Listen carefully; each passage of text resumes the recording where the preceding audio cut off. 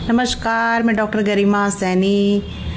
आज मैं ऐसा टॉपिक डिस्कस करूंगी जो कि शायद किसी को पसंद आएगा और किसी को पसंद नहीं आएगा। किसी को लगेगा बहुत ईगो है डॉक्टर में और ऐसी बातें कैसे कर रही है, लेकिन ये बात आपको क्लियर कर देना बहुत ज़रूरी है कि वो ज्ञान जो आप चाहते हैं कि डॉक्टर लोग फ्री में दे दें, आप फ़ोन पे कहते हैं इसकी दवाई बता दीजिए, उसकी बता दीजिए और बताइए इसकी बता दीजिए, ज़बरदस्ती करते हैं डॉक्टर के साथ कि ये बता दीजिए, हिस्ट्री नहीं देते हैं, केवल सीधा दवाई कि मेरे हाथ में खुजली है और इतने साल से है और इस तरह का निशान बना हुआ है, इसकी दवाई बता दीजिए या इसकी दवाई बता दीजिए। तो इस तरह की जो दवाइयाँ बताने का जो प्रोसेस है वो मैं डेली करती हूँ, डेली आपको कुछ ना कुछ बताती रहती हूँ, लेकिन जो मैं बताती हूँ वो एक स्वस्थ मनुष्य की जो दिनचर्या होती है, एक स्वस्थ मनुष्य जो होता है उसमें जो होम रेमेडी, जो आहार होना चाहिए, विहार होना चाहिए, एक स्वस्थ व्यक्ति के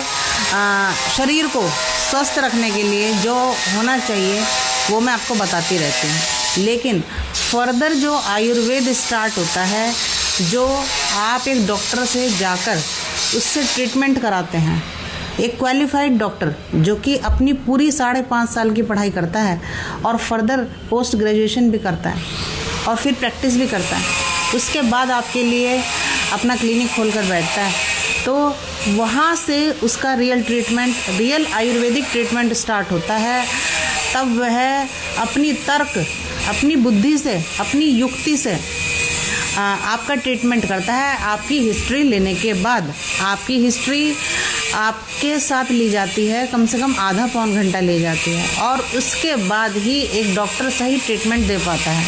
तो ये जो ज्ञान था अब तक का, जो मैं देती ही रहती हूँ, जो कि बहुत ज़रूरी है एक प्रत्येक पर्सन के लिए अपनी किचन में ऐसे आहार विहार को ग्रहण करना जो कि सात्विक हो, राजसिक या तामसिक ना हो। राजसिक तामसिक जो आहार होते हैं ये आपकी राजसिक और तामसिक बुद्धि को ही बढ़ाएंगे। सात्विक आहार आपकी सात्विक बुद्धि को बढ़ाएगा।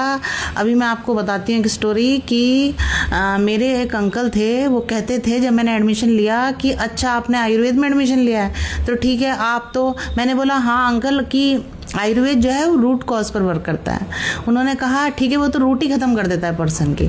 तो देखिए आज अगर मैं उन अंकल को देखती हूँ, आज वो अंकल आयुर्वेदिक दवाई पर ही टिके हुए हैं, उनकी जो जान बची हुई है वो सिर्फ आयुर्वेदिक दवाइयों से बची हुई है। अदरवाइज़ बुढ़ापा अपने आप में एक व्याधि की तरह हो जाता है। आप बुढ़ापे में बहुत सारी बीमारियों को लेकर चलते हैं, इसीलिए 35 के बाद आपको आयुर्वेद बहुत अच्छा लगने लग जाता है। आपको लगता है कुछ ओरिजिनल खाना चाहिए, कुछ सात्विक होना चाहिए आहार भी हमारा।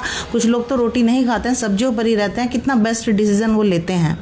तो देखिए लंघन करना और रोटी ना खाना, सब्जियां खाना, सब्जियों का सूप खाना, ये सब एक बढ़िया मेंटल स्थिति वाला पर्सन ही कर सकता है कि जो अपने आहार विहार को अपनी एज के अकॉर्डिंग बदल ले। तो देखिए ये कितना ज़रूरी है। आयुर्वेद की वैल्यू आपको तब समझ में आती है जब वाकई में आपको, आपकी बॉडी को नीड होती है आयुर्वेद के। तो इसीलिए कहना चाहूँगी कि जब आप, कोई पेंटर है वो पेंट नहीं करता जब तक कि उसको उसका पेमेंट नहीं मिलता, या कारपेंटर है, या आप खुद ही हैं, आप जो भी जॉब करते हैं, अगर आपका बिजनेस कपड़े का है तो आप कपड़ा किसी को फ्री नहीं देते हैं। अगर आपका बिजनेस मिठाई की दुकान का है तो आप किसी को भी मिठाई फ्री नहीं बांटते हैं, आप सबको पेमेंट करते हैं। तो यहाँ डॉक्टर से फ्री की सलाह क्यों ली जाती है, ये एक बहुत बड़ा सोचनीय विषय रहता है, क्योंकि कहते भी हैं कि फ्री की दवा नहीं लगती है। तो ये भी एक सोचने वाला विषय है। तो एक डॉक्टर की रेस्पेक्ट करना पब्लिक की ड्यूटी है। ये ड्यूटी है कि वो समझे कि इसने इतने साल पढ़ाई की है, तो इससे जो भी हम कंसल्टेशन लें उसका एक मिनिमम अमाउंट फिक्स जो डॉक्टर करता है उसको रेस्पेक्ट के साथ दें, ना कि उसकी इंसल्ट करें। ये भी एक पब्लिक की ड्यूटी बनती है। जैसे आप अपने पेशे में कोई भी काम फ्री नहीं करते हैं। अगर आप कहीं चाय पीते हैं तो चाय का प्याला भी, हम अच्छी जगह जाते हैं तो 250 350 का एक कप चाय होता है, उसे हम इजीली पे करते हैं। तो यहाँ डॉक्टर्स को देने में आपको उनकी फीस जो वो एक प्रॉपर एजुकेशन के साथ, प्रॉपर प्रैक्टिस के साथ बैठकर करते हैं, उसको देने में आपको जरा भी संकोच नहीं होना चाहिए, क्योंकि वो आपका ट्रीटमेंट करेगा, हिस्ट्री लेगा, युक्ति लगाएगा और अलग से भी सोचेगा कि इस पेशेंट को जल्दी से जल्दी ठीक मुझे कैसे करना है और किस तरह की मेडिसिन प्रिपेयर करनी है।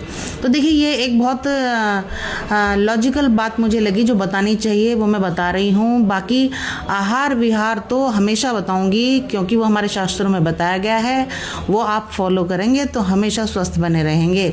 लेकिन बीच बीच में ये बताना बहुत ज़रूरी हो जाता है कि अगर आपकी कंडीशन ज़्यादा क्रिटिकल है तो एक आयुर्वेदिक चिकित्सक के पास जाना भी आपकी ड्यूटी बन जाता है, क्योंकि आयुर्वेद में बहुत ही अच्छे तरीके से आपकी वो प्रॉब्लम सॉल्व हो सकती है। क्योंकि आपका कोई इमरजेंसी ट्रीटमेंट तो नहीं होना है, आपको कुछ ना कुछ लाइफ के साथ छोटी मोटी प्रॉब्लम लगी रहती हैं, लेकिन उसको 10 साल हो गए हैं, 12 साल हो गए हैं, आप चाहते हैं एडवाइस लेना एक डॉक्टर से, तो वो डॉक्टर आपको ठीक से समझाएगा, ठीक से आपकी काउंसलिंग करेगा, आपको बताएगा कौन सा आहार लेना है, कौन सा नहीं लेना है, एक प्रॉपर टाइम अपना देगा। तो वो टाइम लेने के लिए आपको ज़रूर जाना चाहिए, कंसल्टेशन ज़रूर लेना चाहिए डॉक्टर का कि क्या सही है और क्या गलत है। अदरवाइज़ माइंड इसी कन्फ्यूज़न में रह जाता है कि क्या सही है क्या गलत है, कहाँ कैसे समझें, किससे पूछें कि ये सही है और ये गलत है। ये बहुत बड़ा कन्फ्यूज़न है सभी की लाइफ में, और इसे आप कंसल्टेशन लेकर सुलझा सकते हैं कि मुझे कौन सी डाइट लेनी है, कौन सी नहीं लेनी है, मेरी बॉडी के लिए कौन सी सूट करेगी, कौन सी नहीं करेगी। तो देखिए कहना चाहूँगी कि आयुर्वेद को मेरे साथ फॉलो करते रहें। टिप्स एंड ट्रिक्स के लिए भी आप मुझे फॉलो करते रहें, क्योंकि जो भोजन होता है वही हमारी मानसिक स्थिति बनाता है। भोजन सात्विक होगा, आपकी जो हेल्थ होगी मेंटल, वो भी सात्विक होगी। जैसा आहार जैसा अन्न वैसा मन, ये एक बहुत सिंपल सी बात बता दी गई है। सात्विक राजसिक तामसिक 3 ही प्रकार के गुण होते हैं, तो इसमें कोशिश हम करते हैं कि सात्विक की तरफ चलें और राजसिक तामसिक थोड़ा पीछे रखें, ताकि हम अपनी लाइफ को अच्छे से जी सकें। Thank you so much.